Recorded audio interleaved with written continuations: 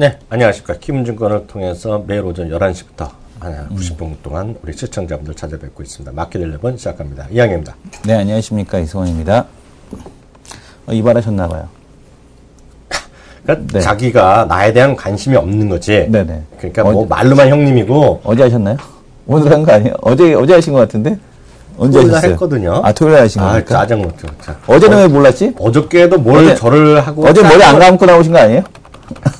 어저께도 저를 뭘 하고 짜증을 하는 거라더니. 네. 어저께! 감히 반기문 총장님이 이끄시는 유엔을 질서하면서 날 짜증나게 하더니. 유엔을 기리스했지. 오늘 갑자기 왜 머리를 갖고 왜 또 난리야, 지금요? 정말. 일단 반씨 마음에 안 들어. 반이잖아, 반. 반. 네, 반이잖아.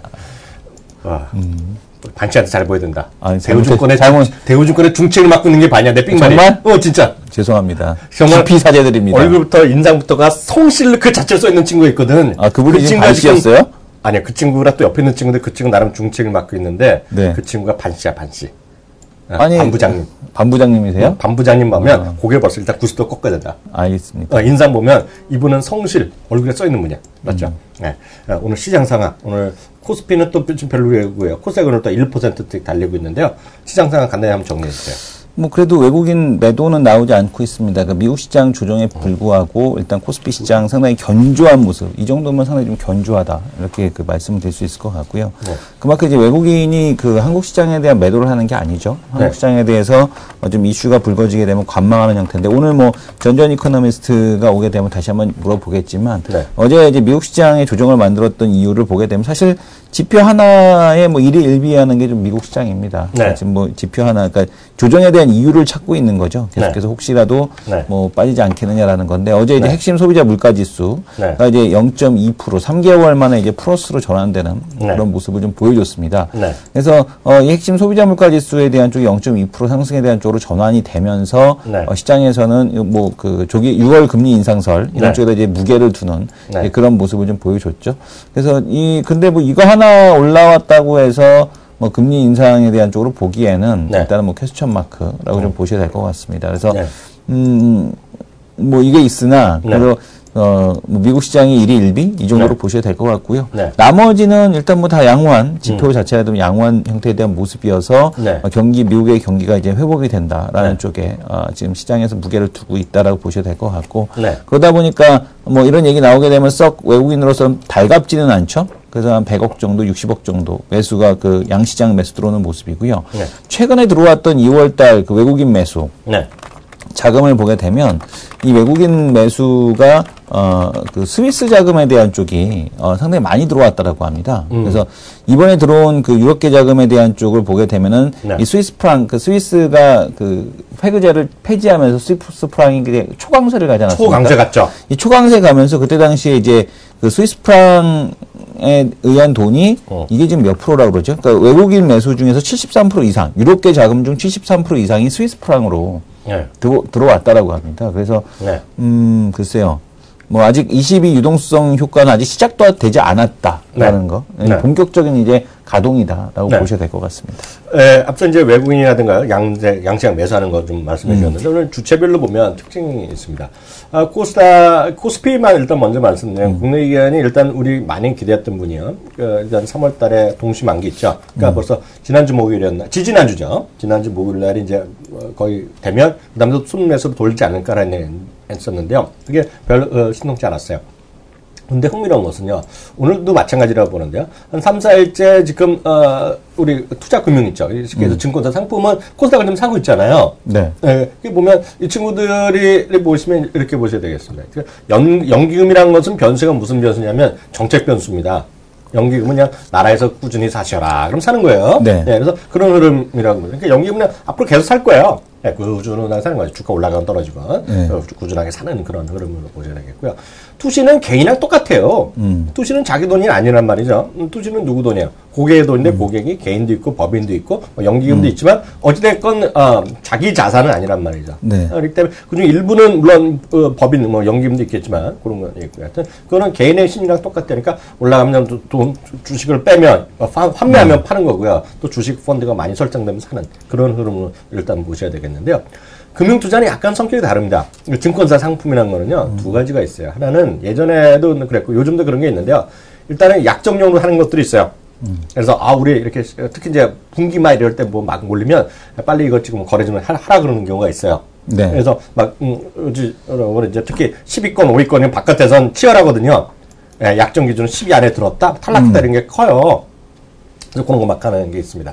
지금 이제 상위권은 굳어졌기 때문에 의미가 없는데요. 그런 게 있고요. 또 하나는 상품은 이제 프랍트레이딩을 해갖고 자기 자산 관리한, 자기 돈 갖고 매매하는 거거든요. 네. 자기 돈 매매하는 대한민국에서 유일하게 자기 돈 매매할 때 확률이 높은 게 일단 증권사 상품이에요.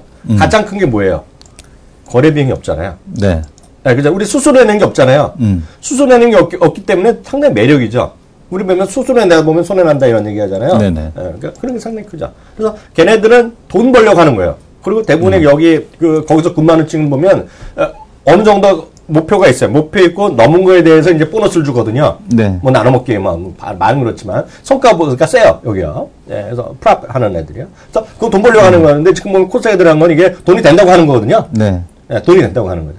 그래서 항상 보면 기관 투자 주체에 보면 일단 국내에서는 사실 볼 게 없어요. 일단 금융 투자. 그러니까 쉽게 하면 증권사 상품에 돈을 모셔야 되는데 증권사 상품이 조금 좀 사고 있다. 그죠? 오늘도 한번 사고 있는 거 아닌가요? 좀 네. 확인해 줘요. 오늘 증권사 코스피 사고 있고 코스닥을 사고 있어요. 코스닥 살 때 맞죠? 네. 맞죠? 제가 아까 봤을 때 아침에 할 때 별로 안 나왔고. 투신도 오늘 코스닥을 매수 들어오는 게 네. 어쨌든 간에 관련된 매물에 대한 쪽 정리는 대부분 끝나지 않았나. 그럴 수도 판매 있죠. 들어올 때 네. 뭐 시가총액 상위주 순서대로 이제 매도한 건데 네. 시가총액 상위주들이 충분히 조정을 받아서 이제 뭐 매도할 쪽도 이제 별로 없으니까 네네. 이제 또 거래소 쪽에다 매도가 네. 진행되는 게 아닌가라고 보여집니다. 네. 여튼 그런 관점에서 우리 시청자분들 좀 뭐라 그럴까요? 좀 이해하시면 좋을 것 같고요. 저는 뭐 중국 관련주는 뭐 초강세네요, 초강세. 중국 관련주야? 오늘 어때요, 중국 시장은? 뭐 중국 시장 오늘 아직 시작했나요? 시작했죠. 지금 시작했나요? 뭐 네. 지금 중국이 어제 9일째 강세에 대한 쪽이 가져갔는데요. 네. 지금 중국 관련 소비 관련주도 오늘 0.76% 약간. 네, 지금 네. 보게 되면은 뭐 삼성, LNS, 네. 그다음에 이제 그 건자재 기업들, 동화 기업, 일건 산업부터 네. 시작해서 네. 시멘트 관련주들, 그다음에 또 지금 보게 되면 뭐 MK 트렌드, 뭐 네. 이 미디어 플렉스부터 시작을 해서 뭐 제로투 세븐 어제도 말씀을 드렸는데 네. 제로투 세븐 오늘 상한가 갔다 왔어요. 제가 또 세번 어저께 얘기한 거. 네. 그 다음에 또 지금 보게 되면은, 오늘 뭐 증권사도 결제, 이분부터. 예, 이분부터 네. 해준다고 했는데, 네. 그것 때문에 그런지 일단은 뭐. 전자지구법. 예, 그건 무슨 전자지구법. 얘기야, 그거냐? 뭐 결제해주고 네. 하는 전자결제업에 대해서 진출해주겠다라고 했는데, 네. 이렇게 되면 은행주는 계속해서 안 좋을 수밖에 없지 않나라는 네. 생각이 듭니다. 그래서 오늘 관련된 기업들, 뭐 네. 페이게이트사들, 뭐 네. 계속해서 강세, 요거 이제 시장의 특징적인 앞서 모습이죠. 중국 얘기하고 어제 최근에 우리 시장 우리 뭐 한일 시멘트 뭐 지난번에 얘기했잖아요. 어제 네. 제가 얘기하고 그랬잖아요. 네. 하여튼 건자재 쪽 하여튼 이게 네. 소리 소문 없이 이제 올라가고 있잖아요. 근데 보면 소리 소문 없는 게 하는 것이 아니라 뭐 저희 방송에 성격이 잘 안 맞지만 일주일에 3번 정도 강준영이 네, 나오잖아요. 네. 그리고 또 여기 보면 중국 가는 이재석 전문가라는 거 중국 얘기할 때 보면 네. 채팅에 물어보세요. 중국의 건자재 관련 주식 보시라고. 그러면 이건 우리나라는 소리 소문 없이 조금씩 올라온 거고요. 거긴 한마디로 계단을 폭등하고 있습니다, 지금요. 예. 그래서 그 얘기는 뭐 나중에 또 기회 되면 하겠고요. 늘 말씀드리지만 1대1로 보아 포럼 이런 거가 핵심 중에 핵심이다. 라는 말씀드리겠고요. 오늘은 수요일인데 수요일이라고 얘기하는 건 불법이죠, 우리 방송에서. 네, 수요일은 누구데이? 전전대. 수요일은 전전데이. 네. 바로 그분 오신 것 같아요. 오늘 네. 지난번에 예가 말했더니 오늘 좀 일찍 오셨어? 네. 날씨가 풀렸다는 얘기지? 네. 네. 다음 코너 들어갑니다.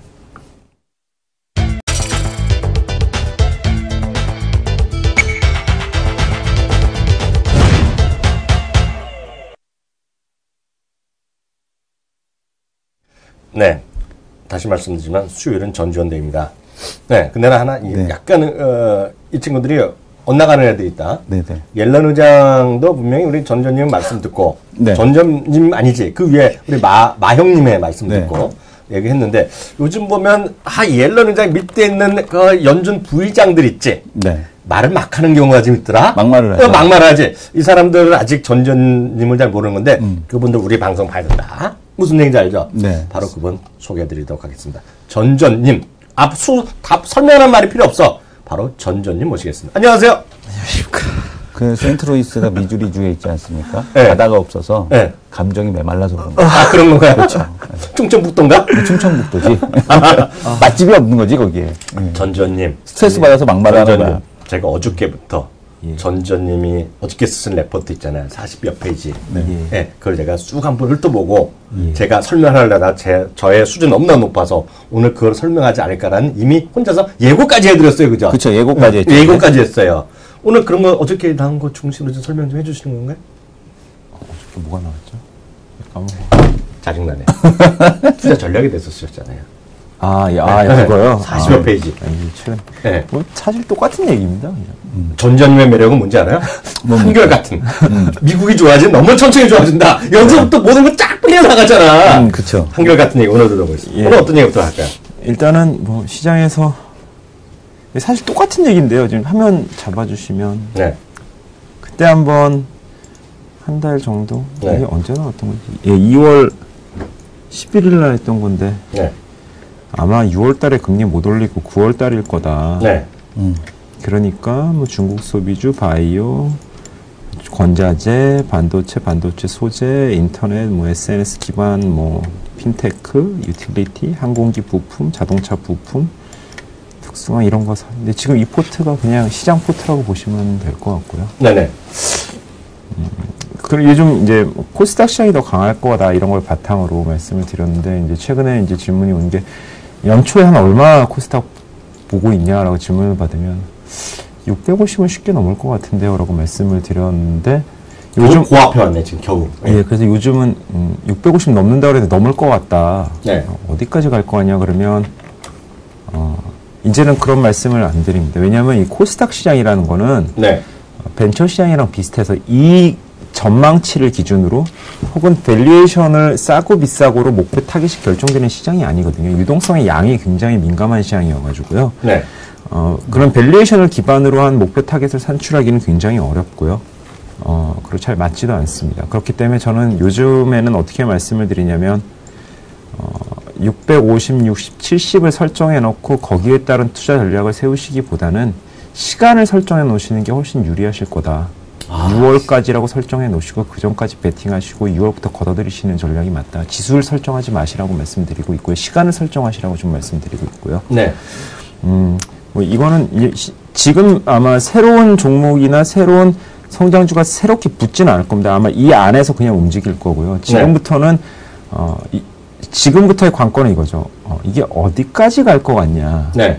그거를 이제 테스트하는 그런 시점이라고 좀 보고 있는데요. 일단은 가장 중요한 거는 다시 말씀드리지만 페드가 금리를 언제 올릴 거냐. 네. 9월입니다. 계속 말씀. 또 요즘 들어서 또 얘기가 뭐가 나오냐면요. 네. 생각해 보니까 뭐 올해 안 해도 되는 거 아니냐라고 많이 말씀들을 하시는 분들도 있는데요. 그렇죠. 일부 증권사 그렇게 했죠. IB가. 네. 그래도 9월입니다. 왜냐면 잠시만. 제임스 블라드 세인트루이스 연방준비청장 알고라 얘기해라. 그것 좀 얘기죠. 알고 있는 이것들이 정말. 저번에 한번 말씀을 드린 게 짜고 치는 고스톱이야? 네. 예, 그건 맞습니다. 네. 왜 그러냐면 페이션 문구가 없어지면 동등한 무게에 다른 문구가 들어갈 거라고 말씀을 드렸는데 네. 가만히 생각해 보면 뭐 동등한 무게의 문구를 넣을 건데 못하러 뺐나? 네. 인상하기는 한다는 겁니다. 아. 하기는 한다는 거고요. 놀래키지 않을 거라는 걸 얘기해주고 있고요. 네. 문구를 바꾸는 이유는 기본적으로는 한다는 시그널을 주는 거고요. 옛날에도 한번 말씀드린 적이 있는데 금융위기 지난 다음에 어느 순간부터 좀 금융시장이 안정화된 다음부터 연준 이사들이 나와서 자유롭게 발언을 하기 시작했는데 보면 비둘기파가 한 반이고 매파가 반인데 재미있게 비둘기가 한번 얘기하고 매파가 얘기하고 이런 현상들이 일어나는데 이런 건 기본적으로는 시장에 어떤 시그널을 주려고 그러는 게 아니라 너무 치우치지 말라는 그런 거고요. 네. 그러니까 이번에 금리 인상이 6월 달에 단행되지 않더라도 너무 공격적으로 자금이 위험자산 쪽으로 가지 않았으면 좋겠다라는 연준의 의도고요. 네. 거꾸로 얘기하면 그런 것들은 결국은 올해 안에는 인상한다는 얘기고요. 네. 경제 지금 보시면 제가 이제 9월 달 이제 좀 다가가면 한 6월 정도에 다시 레포트를 쓰려고 그러는데 지금은 계속 작년부터 말씀드렸던 게 연준이 임금 상승률이랑 주택 시장을 바라보고 있을 텐데 올릴 때는 마지막 완성이 되는 거는 지금의 연준이 경제를 좋게 만든 거는 전통적인 금리 경로가 아니라 자산 경로거든요. 그러면 어느 순간 인플레이션을 점화시키고 자산 가격이 부담스러워질 수 있는 시점에 연준이 금리를 조금씩 올릴 겁니다. 네. 그게 뭐냐면 유동성 총량이 과거의 일반적인 패턴으로 복귀했을 시점, 즉 통화 승수가 갑자기 탕 올라가 버리기 시작하면 이게 낮아있던 인플레이션이 탕 하고 올라갈 수가 있거든요. 그 시점을 잡을 겁니다. 연준이 팍 가서 잡을 건데 그게 제 생각에는 지금 트렌드 보면 9월입니다. 네. 근데 포인트는 뭐냐면 그럼 자산 가격이 많이 빠질 거냐? 지수 기준으로 10%가 맥스인 것 같습니다. 10% 맥스 빠지면 사야 되는 시장이라고 보고 있고요. 왜냐하면 금리 경로를 움직인 게 아니라 자산 경로를 움직였기 때문에 여기서 자산 가격을 심각하게 빠뜨리면 도로 아미타불이 되기 때문에 그렇게는 네. 안 될 것 같고요. 네. 94년과 99년 그리고 2004년의 금리 인상 사이클을 보시면 주식시장과 경기의 추세 전환을 야기하지는 않았습니다. 일정 부분의 소화 과정이 필요로 했었고 그 폭은 10%. 사람들이 마지막으로 걱정했던 게 마지막 2004년 6월에 금리를 올렸을 때 아시아 쪽이 좀 아팠던 기억이 있어가지고 이걸 좀 많이 경계를 하는데요. 실제적으로는 그때 2004년 6월에 주식시장의 변동성 확대는 사실은 금리 인상 때문에 그랬던 게 아니고요. 네. 사실은 원자바오의 차이나 쇼크 때문에 그랬던 거였기 때문에 일단은 6월달까지는 성장주 포트를 계속 끌고 가시고 6월달부터 포지션을 청산하시고 그 다음부터는 지수의 10% 조정이 오면 그 다음에 지수 관련주로 베팅하시는 게 그 다음에 조그만 특수화학, 특수철강, 해운 쪽으로 베팅하시는 게 좀 유리하지 않을까라는 지루한 얘기를 계속하고 있는 거고요. 네. 오늘 말씀드리고 싶은 건 뭐 작은 얘기, 두 번째로 말씀드렸던 게 뭐 이런 거였죠. 글로벌리 제약이랑 바이오랑 반도체 뭐 이쪽으로 돈이 계속 들어가고 소프트웨어 쪽으로 들어가고 있으니까 당연히 글로벌리 큰 형님들이 돈이 들어가면 수주 주는 거죠. 그러니까. 뭐 지금의 핵심은 제약 바이오 쪽에서 보면 이런 거죠. 약값이 비싸다. 그러면 시뮬러를 하자. 이런 거고. 네.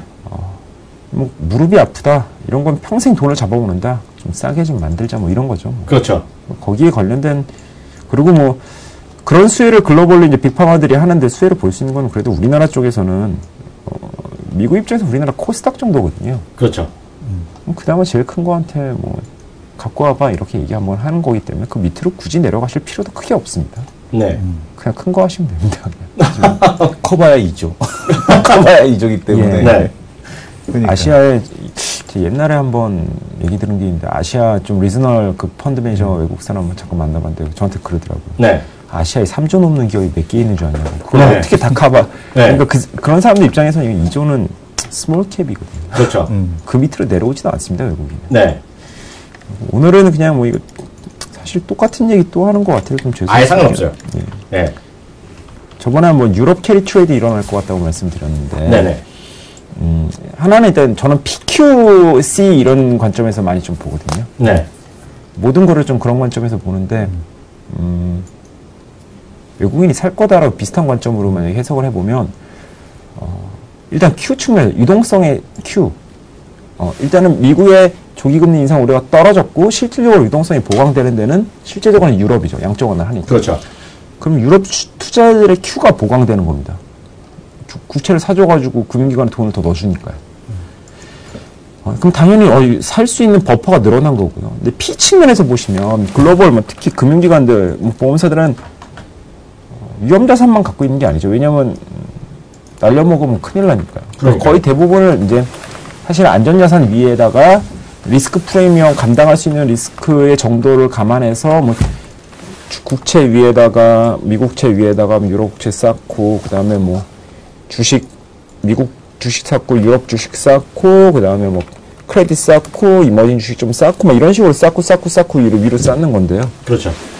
문제는 안전할 거라고 생각했던 안전성을 추구해서 쌓아놨던 유로 국채에서 마이너스 금리가 도입되는 바람에 손실이 나기 시작했다는 거죠. 네. 그러면 어떻게 되냐면 안정성을 추구했던 데 손실이 나는 굉장히 급격한 환경의 변화가 일어나면 당연히 유럽 애들은 이걸 보충하러 나가야 됩니다. 그렇죠. 어디 이제 채권, 그럼 유럽 국채의 손실분이 발생하는 거는 당연히 그 부분을 주식으로 메꾸지는 않고요. 당연히 채권으로 메꿔야 되는데 상대적으로 금리가 높고 경제가 견조한 미국채로 계속 사러 가는 겁니다. 그래서 최근에 보시면 미국채 응찰률이 굉장히 높아졌습니다. 네. 그 주식 부분에 대해서는 지금 비달러화 자산에 대한 수요가 조금씩 달러 강세가 좀 꺾일 거라고 말씀드렸는데 달러 인덱스가 벌써 97까지 내려왔습니다. 그러니까요. 그러면서 안에서는 BMW 같은 걸 계속 사주는 거고요. 하나는 비달러화 자산은 두 가지가 있죠. 하나는 아시아가 있고 네. 하나는 크게 보면 남미가 있는데 밑에 한번 그래프 보시겠습니다. 환율은 작은 이동의 흔적입니다. 보시면 달러가 강세가 전환되고 달러에 대한 롱 포지션은 지금 사상 최고입니다. 이게 언와인딩 되는 구간이라고 보시면 될 것 같고요. 근데 달러 지수가 꺾이는데 이게 올라오고 있는 건 아시아 통화입니다. 근데 보시면 남미 통화가 못 올라옵니다. 그러네. 네. 이게 얘기하는 거는 뭐냐면 원자재 시장 부진으로 남미 쪽에 일드가 올라오지 않을 거라고 생각하는 거죠. 근데 원자재를 수입하는 국가들은 일드가 올라올 거라 생각하는 거고요. 그러니까요. 예. 그러면 크게 보면 글로벌 포트 안에서는 어떤 일이 발생하냐면 원자재를 가공해서 먹고 사는 에너지랑 소재 업종은 베팅을 안 합니다. 원자재를 수입해서 이거를 소비재로 만드는 섹터들이나 국가에 베팅하기 시작하는 거죠. 그런 국가들을 지난주에도 얘기했잖아요. 대만, 네. 한국, 네. 중국 네. 뭐 이런 쪽들, 네. 인도 뭐 이런 네. 쪽들이라 보시면 될 것 같고요. 그래서 그쪽으로 돈이 들어가고 있는 거고요. 네. 또 한편은 이게 수익률 측면, Q를 말씀드렸고 P를 말씀드렸는데 하나는 구조적인 문제라는 게 하나 있습니다. 네. 해외 투자는 기본적으로 왜 할까라고 생각해 보시면 안에서 수익률이 안 나오는데 밖에서 수익률이 잘 나온다. 그럼 나가고 싶은 거죠. 그렇죠. 근데 가만히 생각해 보면 글로벌이 다 좋은데 나는 왜 안 좋지? 나는 안 좋은데 글로벌은 왜 좋지? 라고 생각해 보면 네. 이유는 되게 간단한 거죠. 글로벌이 핫한 게 저한테 없는 겁니다. 자기는 안 했던 거고. 핫한 걸 안 샀을 거 아니야, 사람들이. 안 산 것도 있지만 안에 사고 싶어도 거죠. 없는 거죠. 그러니까. 네. 우리나라 주식시장에는 웬만한 건 다 있습니다. 네. 순수 자원을 시추하는 애들이 없습니다. 네. 그것만 빼놓고 다 있죠. 그러니까 보통 그러니까 뭐 글로벌리 그렇게 되면 원자재가 없으면 원자재 국가를 사러 가는 거죠. 네. 유럽에는 뭐가 없는지 아십니까? 유럽엔 뭐가 없을까요? 유럽에는 이게 없습니다. 이게 뭐예요? 이 업종이 없습니다. 뭐가 없지? 글로벌 증시의 특성이 있는데요. 네. 미국 애들이 살 때 사는 게 있고요. 음. 유럽 애들이 살 때 사는 게 있습니다. 유럽에는요, 우리나라의 최대 섹터 비중은 삼성전자가 뭐 시가총액 한 16%, 17% 차지합니다. 네. 하이닉스가 한 3% 차지합니다. 그러니까요. 유럽 증시에서 IT 네. 한 몇 프로 차지하실 것 같습니다. IT가 없네. 가뜩이나 저것도 망가져갖고. IT가 3%입니다. 반도체가 아니고요. IT가 3%입니다. 전 유럽 시가총액에서 노키아도 섹터별로 망가져서. 보면 섹터별로 제일 비중이 낮은 섹터가 IT입니다. 그러니까 그것도 뭐 필립스 같은 게 있어서 3%고요. 네. 반도체는 아예 없습니다. 그러네. 근데 저번에 한번 말씀드렸던 게 석유 같은 거, 화학 같은 거 말씀드렸지만 자본 집약적인 사업들, 부채를 많이 끌고 와서 베팅을 해야 되는 자본 집약적인 사업들은 사이클이 한 번 먹으면 오래 간다. 네. 한 번 안 되면 끔찍하게 더 오래 간다. 네. 반도체가 이 자본 집약적인 사업이지 않습니까? 그렇죠. 한 번 되면 오래 잘 갑니다. 근데 문제는 그래서 가뜩이나 저번에 뭐 M&A 이런 거 보여드렸지만 그쪽으로 베팅을 하는데 안에가 자동차는 안에서 커버 가능합니다. 자동차 비중이 높죠. 전 세계 자동차 기업 유럽에 제일 많은데요. 자동차를 밖에 나와서 안 삽니다. 유럽 애들은. 그렇죠. BMW 사죠. 요즘 BMW 주가가 이렇게 좋은데 안에 제일 잘 나가는데. 유럽 경기도 바운딩하고 비달러 그러니까 이 달러 강세 때문에 미국에서도 BMW 잘 나가는데 와서 현대차를 사주진 않습니다. 유럽 애들은. 근데 반도체가 쇼티지가 났는데 계속 롱하게 갈 것 같다. 근데 내가 반도체가 없는 겁니다. 네. 반도체를 사러 나옵니다. 얘네들이. 최근에 그래서 유럽 계좌금이 반도체를 계속 사는 겁니다. 네. 반도체를 비롯한 반도체 소재주들을 네. 계속 사주는 거죠. 각종 머티리얼 산다는 얘기네. 제가 머티리얼, 신소재 이런 것도 사는 거네. 말씀드리고 싶은 거는 사람들은 네. 희소함의 네. 가치를 네. 높게 부여하고요. 네. 가지고 싶어합니다. 그렇지. 유로피언들은 네. 반도체의 가치를 높게 보유하고 가지고 싶어요. 이 모션의 날이냐, 모션. 없으니까. 없으니까. 없으면 이게 또 갖고 싶은 게 사람이 심리 아닙니까? 그렇지. 그러니까 말씀드리고 싶은 거는 아까 환율을 음. 아시아 통화가 강세 가고 남미 통화가 강세 안 간다. 달러가 약세 간다. 이 얘기는 글로벌리 초점이 트렌드가 패션 트렌드가 어디에 맞춰져 있는지를 얘기하는 거죠. 야, 소비재. 네. 원자재가 아니야. 원자재가 아니야. 네. 그리고 원자재가 아닌데 그럼 자본 집약적인데 어디가 좋아? 반도체. 네. 희소성. 네. 그런 글로벌 트렌드 안에서 야, 근데 이게 글로벌 트렌드인데 내가 없어? 막 이런 거죠. 뭐 여자들이 이제 결혼할 때 뭐 이런 거죠. 남들은 다 샤넬백 갖고 있는데 내가 없어. 이게 트렌드인데 나만 없어. 그럼 사고 싶어. 엄마를 엄청 쪼르는 거죠. 남자를 엄청 쪼르고 짜증 나기 시작하는 짜증 나는 거죠. 네. 사람 하는 일이 다 비슷한 것 같습니다. 이게 인문학이 그래서 중요한 거야. 이 공돌이가 안 돼 그래서. 무슨 사람의 소리야. 심리를 이해해야 되거든. 보니까 전주님이 어느 정도 경지 올랐네, 이제. 네. 마하를 있잖아요. 그렇게 사람을 딱, 흡수하는 게 있네. 이제 KBS에 내보내야겠네. KBS로. 이제 KBS 내보내고. 나랑 손잡고 종편부터 가야겠네. 종편부터 TVN부터. CJ랑 같이 가자고, 우리. 네. 아, 예, 그건 그렇고요. 이성들, 또 궁금한 거 좀 물어봐야지. 지금 뭐 일단 궁금한 거는 네. 그러면 네.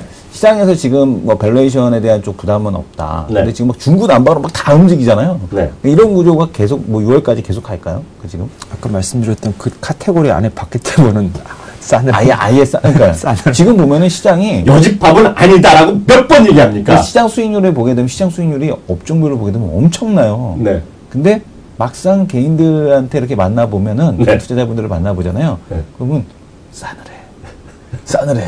왜 싸라는지 알아? 여주팝.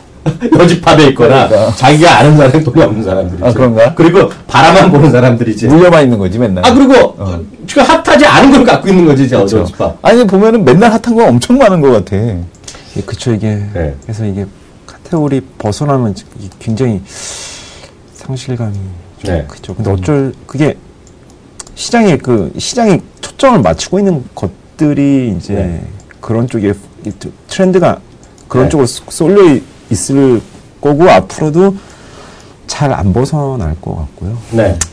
대형주는 계속 말씀드렸지만 대형주는 그냥 가치고요. 네. 중소형은 성장으로만 집중하시는 게 네. 좋을 것 같습니다. 이게 대형주는 IT 자동차, 은행, 유틸이고요. 결국은 중소형주는 아까 카테고리 말씀드렸던 거기서만 이제 움직이시는 게. 그래도 최근에 움직이는 거 보면 내수 관련주로 해서 증권, 제약, 그 다음에 이런 쪽들 움직이지 않습니까? 건설. 예, 그러니까 IT 자동차보다 이쪽이 더 좋은 거 아닙니까? 증권, 제약, 건설 이런 쪽 내수. 증권 그냥 건설은 당연히 이동성 들어가면 당연히 그냥 가는 거고. 예. 근데 제가 봤을 때는 그 밸류로 베팅하기가 힘들어가지고 나오시는 타이밍 잡기 굉장히 힘드실 것 같은데 그거는 가격으로 승부해야 되는 업종이어가지고 딱히 제가 이렇게 차라리 건자재 같은 게 더 빨리 올라가지만 건자재 같은 경우는 실적이 금방 딱 붙거든요. 물론 증권업이라는 것도 거래대금이 늘면서 이익이 늘어나고 있지만 코스피 따라가는 게 거래대금이어가지고 그렇죠. 그거 갖고 뭐 연간의 밸류에이션을 바탕으로 베팅하기는 굉장히 좀 어렵지 않나라고 보고 있고요. 하나 조금 더 말씀드리면 제가 이제 성장주를 사실은 저는 원래는 가치주를 굉장히 좋아하다가 성장주도 같이 좋아하게 된 그냥 그런 이제 스타일인데 제가 이제 자본 집약적 사업에 대한 사이클 이런 데 관심이 많은데 그동안 그런 것들을 많이 말씀드렸는데 한쪽에도 수요 측면에서 말씀을 드리면 2004년부터 7년까지 잘 됐던 섹터들은 기본적으로 중국이 갑자기 글로벌 수요의 한 축으로 등장하면서 수급이 타이트해진 sek터들이 엄청 잘 됐던 거죠. 그렇죠. 네. 근데 문제는 2004년부터 7년까지가 아니고 그때부터 지금까지 계속 그러고 있는 겁니다. 근데 이게 자꾸 조금씩 변하는 거죠. 2007년에 제 기억으로 포스코가 한 달에 2배 오른 적이 있었거든요. 네. 그때 왜 그랬냐면 중국이 철강 순수입국에서 순수출국으로 딱 변신한 겁니다. 이게 나온 거죠, 중국이. 철강 수요, 두둥. 배를 만들다 보니까 철이 이제 부족하다 보니까. 지금 있는 것 중에 뭐 중국 수급이 중국이 사주는 거죠. 근데 자본 집약적인 사업들 중에서 중국이 수요의 한 축으로 나온 섹터, 그래서 수급이 타이트해진 섹터, 지금 반도체밖에 없습니다. 그래서 반도체 사이클 좀 길 거라고 보고 네. 있는 거고요. 네. 또 하나는 중국이 그제 가장 크게 중요하게 갖고 있는 아이디어 중에 하나가 중국이 최종재 소비 시장으로 계속 이동하게 되면 네. 최종재 생산 시장으로 계속 이동하게 될 거고 네. 그런 부품 수요가 일어날 거다. IT는 그게 반도체고요. 네. 일어나고 있는 거고요. 오늘 아침에 저희 이제 보고서 나온 거 보시면 최영경 연구원께서 만도 보고서가 나왔습니다. 보시면 만도 좋게 보고 있다. 내년에 이익의 가이성이 잡힐 거다. 가장 크게 보는 이유 중에 하나는 중국 쪽에서 나오고 있다. 근데 자꾸 너무 중국 얘기하는 거 아니에요? 중동으로 가야 되는 거 아니에요? 중동? 전문이 다 중동 가야 된다는데? 중동에 돈은 없어. 중동 무슨 중동이야? 돈도 없는데. 그래? 그래서 괜찮어? 아니 이거 오늘- 6월달 수주 물량만 봐도 알죠. 오늘 데이터랑 만도 보고서 보시면 네. 거기도 그런 게 이제 시약했다는 게 느껴지는 게 만도같이 큰 회사도 딱 보면 포인트는 두 개인데 실적이 첫 번째는 중국 비중이 자꾸 늘어나고 있다. 네. 중국 비중이 매출액의 30%가 중국인데 이익 기여도는 60이다. 네. 왜 부품을 없는데 살라 그러니까 높은 가격을 주는 거고요. 그러니까. 또 하나는 포인트는 뭐냐면 유럽 메이커들한테 납품이 늘어나고 있다. 이게 다변화되고 있다. 공용화율에 대해서 좀 말씀을 드립니다. 이런 게 나타나고 있다는 거죠. 그러니까 네. 중소형주 중에서 딱딱한 곳 중에서는 IT 자동차의 부품, 중국의 최종재 생산 시장으로 진입하면서 부품 수요가 일어나는데 계속 장기적으로 초점을 맞추시는 게 좀 좋지 않나. 세트보다 그래도 부품이 더 좋다라고 보시는 게 중소형주 투자하실 때 네. 하나의 좀 아이디어가 되지 않을까라고 보고 있습니다. 역시 이거 같아요. 우리 전님이 계속 얘기하는 거 이거잖아요. 저는 그 표현이 여지팝을 갈 필요가 없다. 여지팝에 있던 것들을 보면 이제 유동성도 좋아지고 그러니까 이제 한때 올라갈 수 있죠.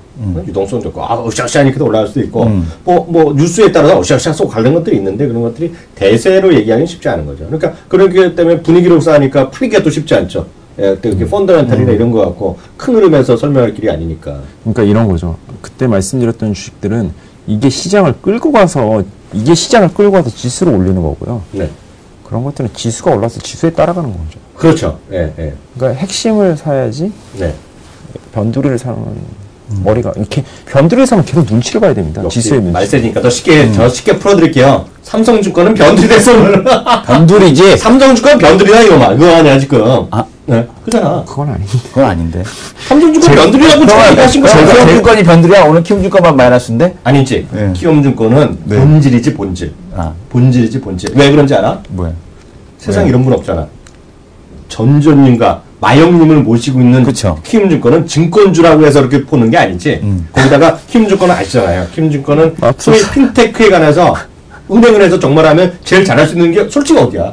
다우기술. 다우가 그 키움메이커 산하잖아. 다우 기술이지. 그거 하나잖아. 그런 것으로 봐야죠. 이게 증권 거래 잘 돼갖고 키움증권 이거는 본질은 아니야. 그거 내가 보기에는. 네, 다우가 키움이랑만 아니 저희 다음카카오랑만 붙으면 되는 거 아니에요? 네이버랑 붙지 왜 거기부터? 뭐 네이버랑 붙어. 응, 다음카카오랑 붙으면 되지. 그래서 키움 다더 상위지. 다보다 더 상위지. 어디 다음 카카오 같은 그런 거랑 어떻게 비교를 해 지금? 다우랑 다음카카오랑 붙어야죠. 어? 아니 뭐 어쨌든. 응. 네. 네, 가기 전에 딱 한 가지만 말씀드리겠습니다. 벌써 가시려고? 네. 30.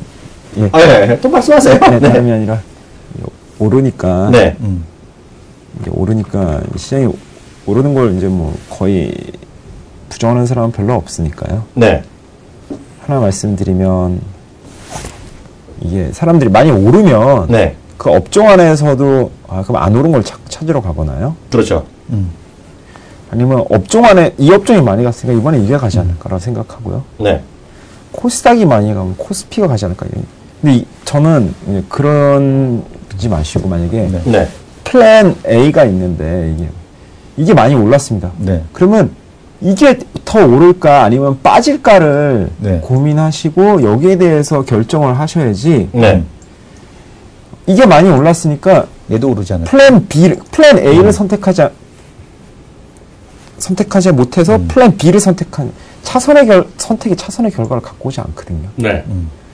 언제나 힘든 결정이 의미가 있습니다. 올랐는데 그래서 나는 이걸 안 보고 그냥 모니터를 꺼버릴 거냐, 이거는 그냥 배가 안 아프다 라고 결정하시던가, 아니면 이건 더 올랐지만 더 갈 거라는 힘든 결정을 하시는, 둘 중에 어떤 결정도 힘든 거죠. 네.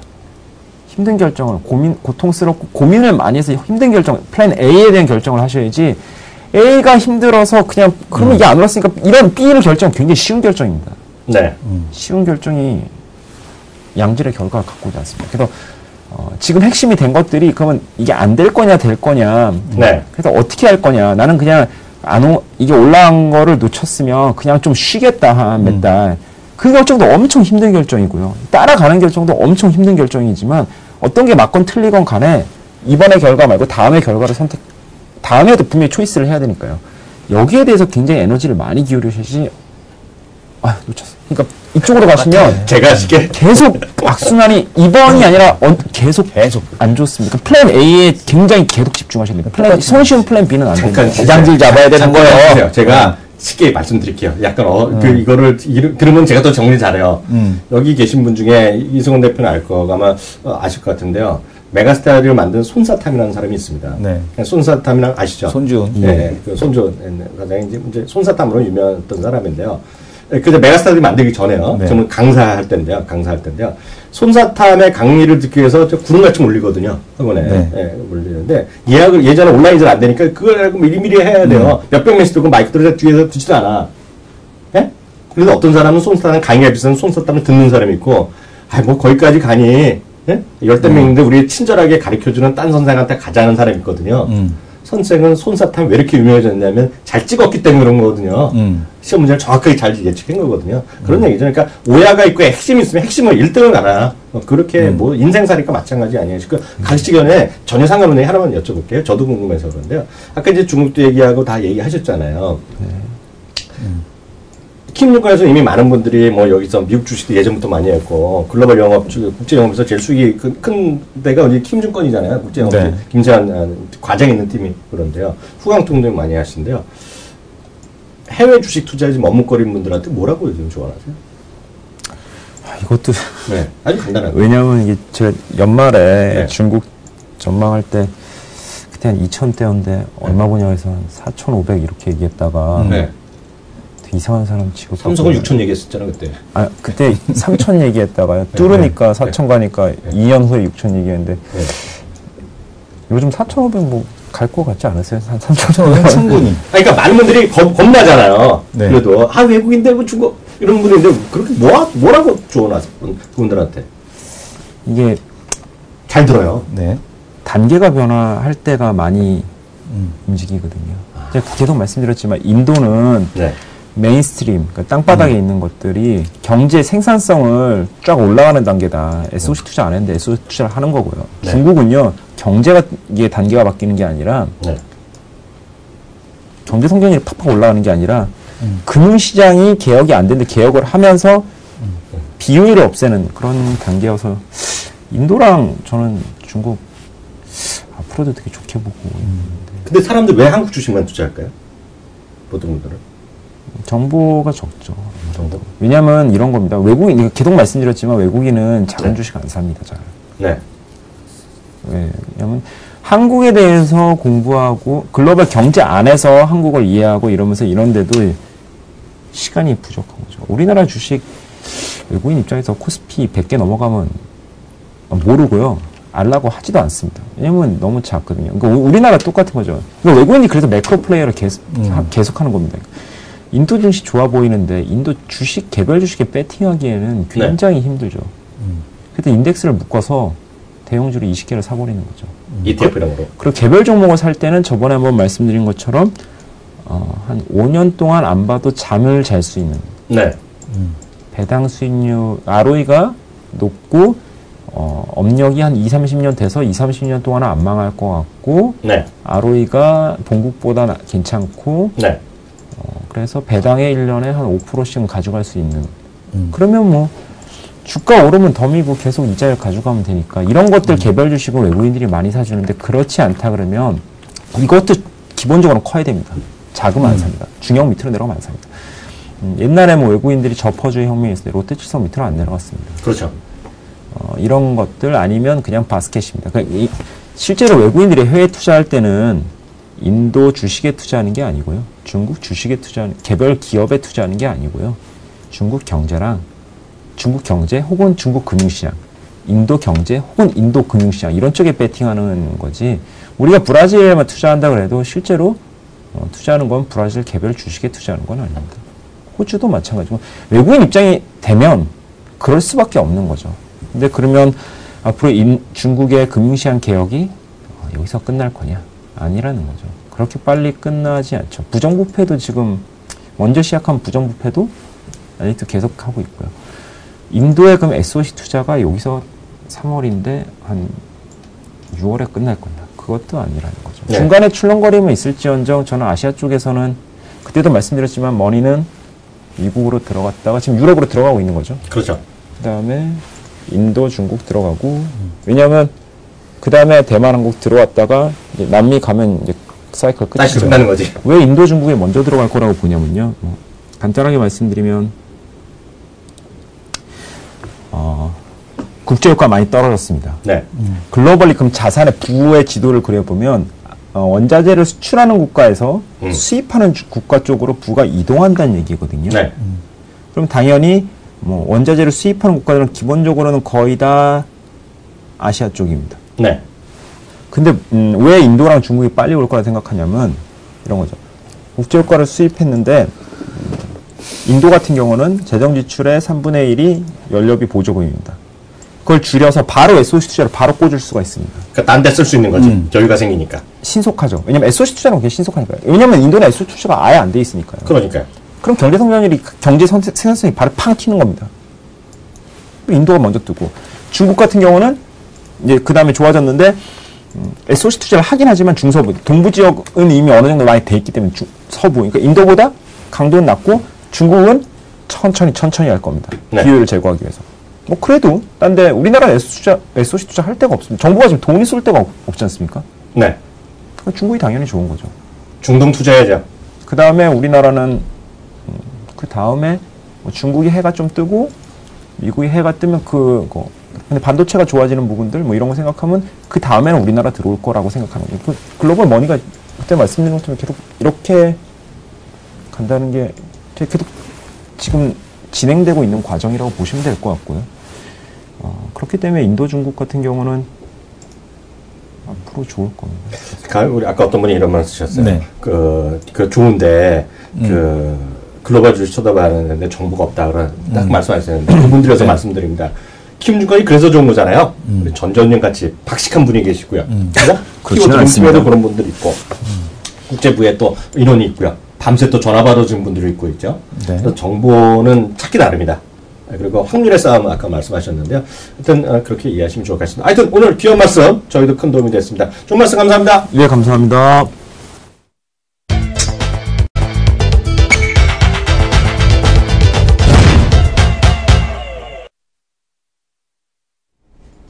네, 이슈 돌 건데요. 이성 대표, 얘기 오늘 간단히 하나만 하고 나서 오늘 그 일부 마치면 될 것 같은데요. 역시, 계속 후속 조치들이 계속 나옵니다. 정부에서 이제 1월달 지나고 이제 대통령 모시고 여러 가지 했으니까요. 지난주에 이제 바이오 얘기도 쭉 나오고 이것저것 많이 했고요. 어제 같은 경우에도 또 그런 얘기 했잖아요. 또 새로운 어떤 뭐라 그래요. 2020년까지 5조 6천억 집중해서 로봇 사물 인터넷, 드론 같은 거 투자하겠다는 얘기 했잖아요.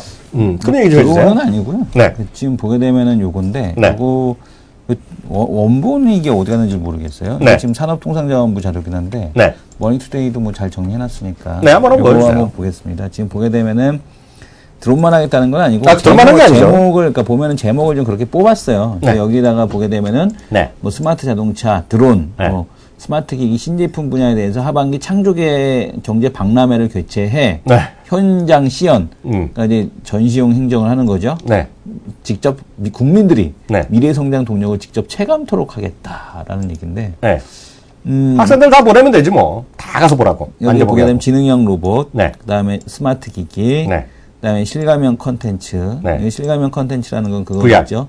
VR 네. 아니면은 이제 그 홀로그램 네네. 그런 쪽이겠고요. 스마트 바이오 기기 네. 이거는 다 아실 거고요. 바이오 헬스케어 네. 이제 가상 훈련 시스템 이건 뭔지 모르겠고 그다음에 네. 스마트 자동차 네. 그다음에 5G 이동 통신 네. 수직 이착륙 무인기 이거 다 하려면 5조 6천억이면 20개 분야인데 얼마씩 주겠다는 거예요? 그건 모르겠는데 네. 좀 한 몇 번 사모면 끝이다 이 사람아. 네, 그러니까 네. 지금 보게 되면은 19개 분야에 대해서 5조 6천억을 투자해서 네.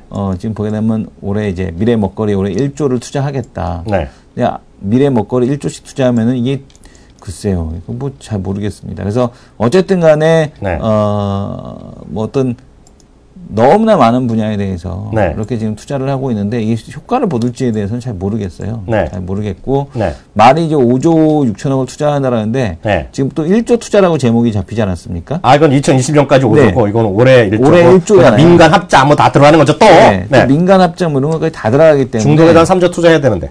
잘 모르겠어요. 중동은 투자한다고 해서 답 나올 때가 아니니까 네. 잘 모르겠습니다. 그래서 정부에서 이렇게 얘기는 하고 있는데 네. 이 효과를 본다라기보다 상당히 좀 정시행정에 가깝지 않나 이렇게 생각이 듭니다. 상당히 이승원 대표가 상당히 나라님들이 하시는 거에 상당히 부정적으로 아니 보고 이거 보면은 19개 분야에 대해서 1조 올해 1조 들어가면 1인당 얼마 쓰는 거야? 500억 쓰는 거 아니에요? 그러니까 여러 번 얘기했잖아. 네. 500억을 또 여러 명에서 나뉘어서 회식하면 되잖아. 회식. 500억도 그 정부에서 다 쏘는 게 아니잖아. 그러니까 회식하라고. 회식하라고. 회식 여러 개 하면 얼마? 팀워크를 만들라고. 그러니까. 좀 좋은데요. 네. 계속 말씀드리지만, 저 여기서 이제 주목할 것이 보면, 사물인터넷 있고 여러 가지 다 하잖아요. 네. 이제 오늘 제가 이성원 대표가 한 거, 이거의 포인트가 이거예요. 계속해서 이런 것들이 나온다는 거죠. 그럼 여기서 이제 주식이 정말 아까 얘기했던 거 정말 성장이 돼갖고 하는 것도 있고 그런 것들 본질로 가는 거예요. 그런 주식들은 본질이 가는 거고요. 아까 말했던 Q가 됐건 P가 됐건 본질이 가는 거가 있고 이런 다양한 뉴스에 따라서 움직이는 것들이 또 이런 것들이 한 얘기죠. 네. 쉽게 해서 제가 자주 말씀드렸다시피 드론 관련주가 있단 말이죠. 드론 하면 맨날 얘기하는 것들이 있어요. 드론 하면 무인 어찌게 됐건 간에 맨날 하는 거 있잖아요. 항공우주도 있고요. 이게 퍼스텍 그런 거 있죠. 네. 그런 얘기 하는 사람들이 있어요. 대한항공도 얘기해요. 등등 나오는데 드론 관련주는 세상에 우리나라 수준의 그냥 애들 장난감 이런 수준이 아니라 제가 한번 보여드렸잖아요. 드론 하면 최고의 회사가 어디야? 노스럽이에요. 노스럽과 보입니다. 화면 잡으세요. 제 화면이요. 제가 지금 한번 소개해드렸죠. 노스럽 얘기요. 노스럽 하면 첫 화면에 딱 나는 거예요, 이거요. 퓨처 포스가 딱 해가고, 이게 지금 이라크라든가, 이번에 ISS 이런 거 있죠. ISS? 또 까먹었네. 거기 있잖아요. IS. 네, IS 할 때 보면, 딱 제문 잘하는 게 이런 거가 제대로 된 거죠, 이런 거. 여기 나오는 것들이. 이게 노스럽, 이런 거. 제대로 된 거. 그 밑에 사이버도 나오고, 이제 군수화하는 회사거든요. 그래서 이 주식, 차트도 한번 보여드렸는데, NOC라고요. 이게 보면, 올해 완전히 대박이 났어요, 지금 이 주식이요. 올해 이제 대박이 났는데, 이게 보면, 한 3년짜리 보면은요, 3년짜리 보면, 이게 올해 조금 올랐다가 요즘 쉬고 있는데, 올해만 들어서 또 40, 50% 또 올랐어요. 이게 진정한 무인 항공기 관련주예요. 드론하면 이런 거 사야 되는 거거든요. 근데 말씀드렸다시피 이게 정보가 없어서 못 사. 그건 드론이 아니고, 드론은 드론인데, 그건 이제 저거잖아요. 이미 그건 상용화 돼 있는 거잖아요. 상용화 돼 있는데 네. 얘네가 더 잘하겠어. 지금 조그맣게 부품 만들어 보는 애들이 더 잘하겠어. 그렇긴 한데 이제 그러니까 제가 말씀 뉴스에 따라서 하려면 그런 거는 한국 거도 이런 거 찾는 사람들도 있는데 네. 정보가 없어서 못 한다는 건 안 된다는 얘기죠. 근데 이제 드론 같은 경우는 그러니까 미국에서도 이제 부는 테마 이렇게 좀 보고 있는 게 뭐냐면 네. 아마존에서도 지금 미국 드론 시험 비행 승인이 너무 늦다 해서 지금 나오는 얘기는 10년 걸릴 거다 이 얘기를 합니다. 상용화되는데. 그러니까 당장 이렇게 되는 건 아니고요. 네. 그러니까 지금 보게 되면 아마존도 지금 이번에 미국에서 연방항공청에서 네. 아마존의 드론에 대한 시험 비행을 허용하였으나 이게 문제는 뭐냐면 지금 그 시험 비행을 허용한 그 드론 모델 자체가 현재 사용하지 않는 모델에 대해서 허용을 해줬다라고 합니다. 그러니까 아직도 시험 비행조차도 허락이 안 돼 있는 거고요.